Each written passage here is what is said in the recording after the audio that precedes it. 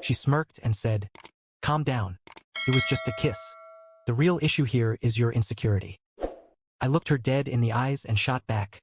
"Fine, then let's fix that." There's a particular kind of silence that fills a room when a secret is laid bare, like the air itself is holding its breath. It's not the quiet of peace or comfort, it's a suffocating weight, the kind that makes your chest tighten and your thoughts race. That was the silence that hung over us in the car, driving home from a glitzy corporate party thrown by my girlfriend Elise's advertising agency. The event was one of those over-the-top affairs at a rooftop bar in Chicago, complete with neon cocktails, thumping music, and colleagues pretending to enjoy each other's company. I played my part as the dutiful boyfriend. I'd smiled through gritted teeth, made small talk with Elise's boss, and nodded politely as her coworker, Theo, recounted his backpacking trip through Iceland for what felt like the 100th time. I was there to support Elise, as always, but then I stepped away to grab a drink from the bar. On my way back, I saw them. They were tucked in a corner near the rooftop's glass railing, partially shielded by a decorative screen. The city lights framed them like a scene from a movie I didn't want to watch. Theo's hands were on Elise's hips, and her fingers were tangled in his hair. It wasn't a fleeting, alcohol-fueled mistake. It was deliberate, intimating a kiss that lingered for what felt like forever but was probably only 6 seconds. My stomach churned, and my heart turned to lead. I stood there, frozen behind a pillar, watching as they pulled apart. Elise gave him a soft, private smile, whispered something, and they slipped back into the crowd like nothing had happened. I didn't confront her at the bar. I'm not the guy who makes a scene in front of strangers. Instead, I found her, claimed a sudden migraine, and suggested we leave. She agreed, oblivious to the storm brewing inside me. Now, in the car, the silence was deafening. Elise was scrolling through her phone, humming to a pop song on the radio, occasionally glancing my way with a faint frown. "You're awfully quiet," she said, turning the volume down. "Is your head really that bad?" I pulled the car over to a side street, just 3 blocks from our loft in Lincoln Park. I couldn't drive another inch with this weight in my chest. My hands gripped the steering wheel, and I turned to her, my voice low and unsteady. "I saw you, Elise, at the party, with Theo." Her face changed in an instant, a flicker of raw panic in her green eyes. But Elise was a pro at this. Her job was crafting stories, spinning truths to sell products and ideas. The panic vanished as quickly as it appeared, replaced by a practiced look of exasperation. She let out a sharp, dismissive laugh. "Oh, come on, Nolan. You're serious? That's what this is about?" "You were kissing him," I said, my voice steadying but still hollow. "His hands were all over you." She waved a hand, as if brushing off a pesky insect. "Relax. It was just a kiss.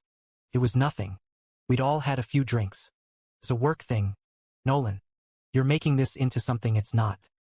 Her casual tone hit me like a slap. She wasn't denying it. She wasn't even apologizing. She was treating my pain like an inconvenience, a minor hiccup in her otherwise perfect evening. "A work thing?" I repeated, my voice rising. "How is that a work thing?" She sighed, long and dramatic, like she was dealing with a petulant child. Then she turned to me, her face a calculated blend of pity and irritation. "You know what, Nolan? The real issue here isn't the kiss.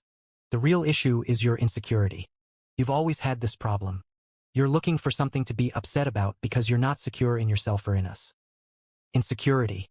She took the knife of her betrayal and twisted it, making it my fault. My hurt, my shock at seeing her with another man, was reduced to a flaw in my character. It was a masterclass in manipulation, and for a moment, I almost believed her. Almost. But something inside me hardened. The woman I'd loved for 3 years, the woman I'd imagined building a life with, was trying to rewrite reality. I wasn't going to let her. "You're right," I said, my voice calm but cold. Her expression softened, a smug little smile tugging at her lips. She thought she'd won. She thought I was buying her narrative. "I'm glad you see it," she said, reaching over to touch my arm. "We can work on this together." I pulled my arm away, slow and deliberate. "Fine, then let's fix that," I said, locking eyes with her. I started the car and drove the last 3 blocks in that same oppressive silence. She didn't know what to make of my tone. She didn't realize that when I said I'd fix my insecurity, I wasn't talking about therapy or self-help books. I meant I was going to root out the doubt she'd planted in me. I was going to find the truth, every last piece of it. The next week was a strange dance of pretense. Elise treated me with a condescending patience, like I was recovering from a cold she'd diagnosed. She left articles about building confidence in relationships open on her tablet, suggested we try couples meditation, and talked about our journey as if I were the one who needed fixing. I let her believe it. I needed her to think she was in control while I searched for answers. Her casual dismissal of the kiss gnawed at me. If she could brush off something so blatant, what else was she hiding? My so-called insecurity wasn't irrational, it was a signal, a warning that something was deeply wrong. I wasn't going to snoop, not at first. Felt wrong, invasive, but she'd broken our trust. This wasn't about faith anymore. It was about evidence. An insecure man doubts without reason. A secure man, I told myself, gathers proof and decides. The opportunity came on a Saturday when Elise left for a networking brunch with her agency's clients. She'd been buzzing about it for days, thrilled at the chance to schmooze with big names in the industry. I told her I was heading to my brother's place to help him fix his deck. Perfect cover. As soon as her heels clicked out the door, I started looking. Her laptop was a dead end, emails and messages were all polished and professional. But then I remembered something from early in our relationship. Elise used to keep a journal, a physical one, where she'd scribble her thoughts. She called it her emotional outlet back in college.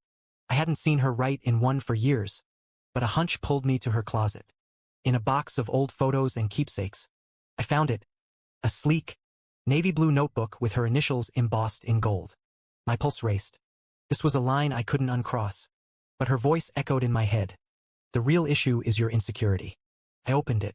It wasn't a daily diary but a collection of reflections, written every few weeks. The early entries were mundane notes about work, our weekend trips, a funny comment I'd made at dinner. But about 8 months ago, Theo's name started creeping in. First, it was innocent. Theo's got such a sharp mind. He gets my creative process. Then it turned personal. Drinks with Theo after the campaign launch. He's so easy to talk to, like he sees the real me. My name, when it appeared, was a contrast. Nolan's great, but he's so grounded. Sometimes I wonder if I'm missing out on something bigger. The word that hit hardest was comfortable. She described me as her comfortable place, like I was a worn-out couch she could always fall back on. I kept reading, my hands trembling. The entries grew more revealing. She wrote about secret coffee runs with Theo, stolen moments in the office, the thrill of their connection.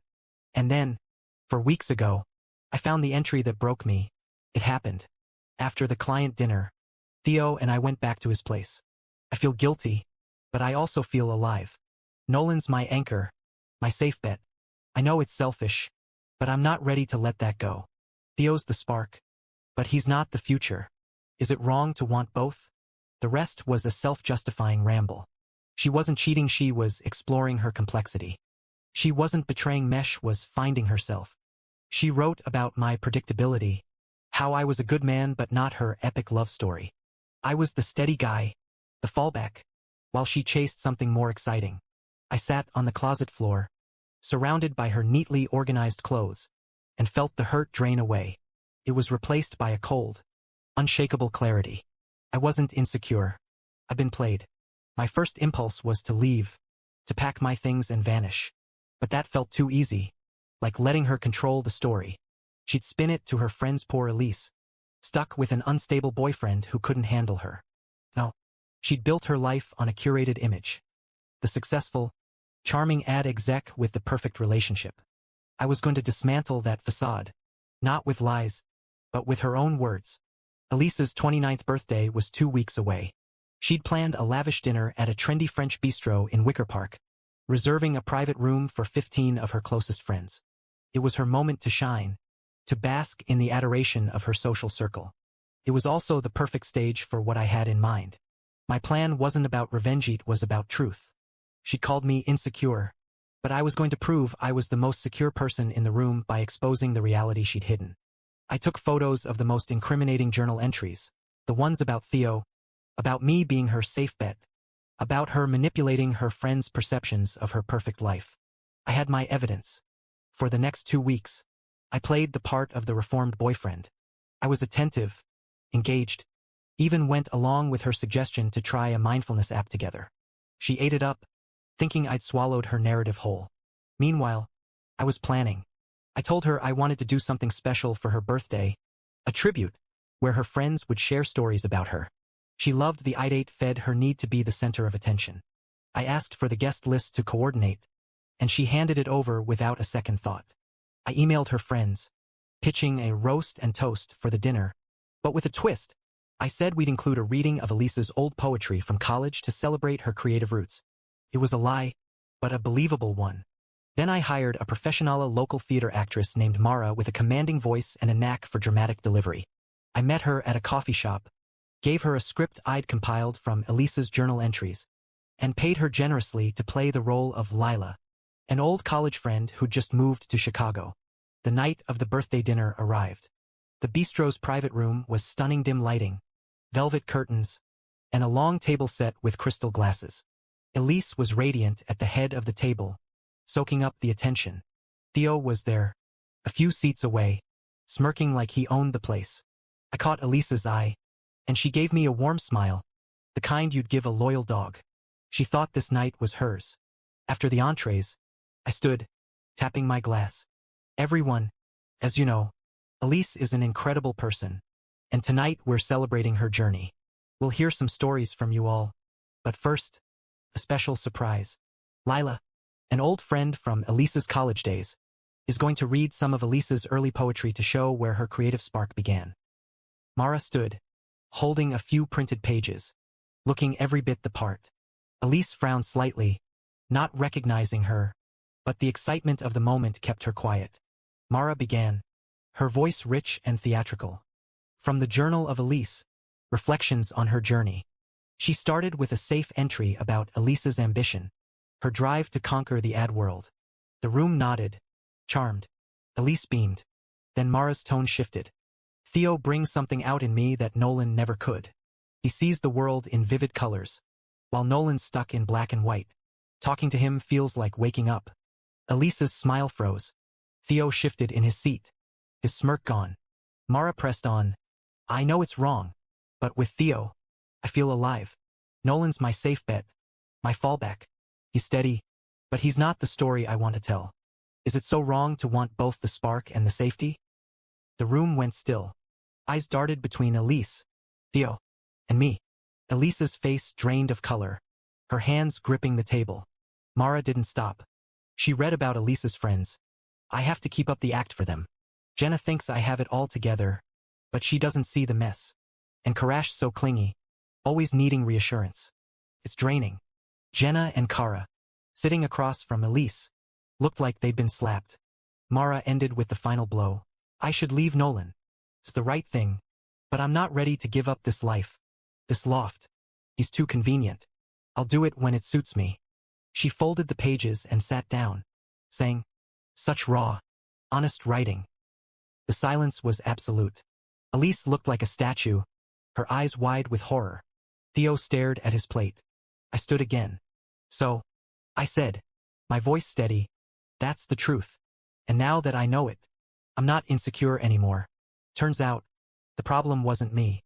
I set my napkin down. Happy birthday, Elise.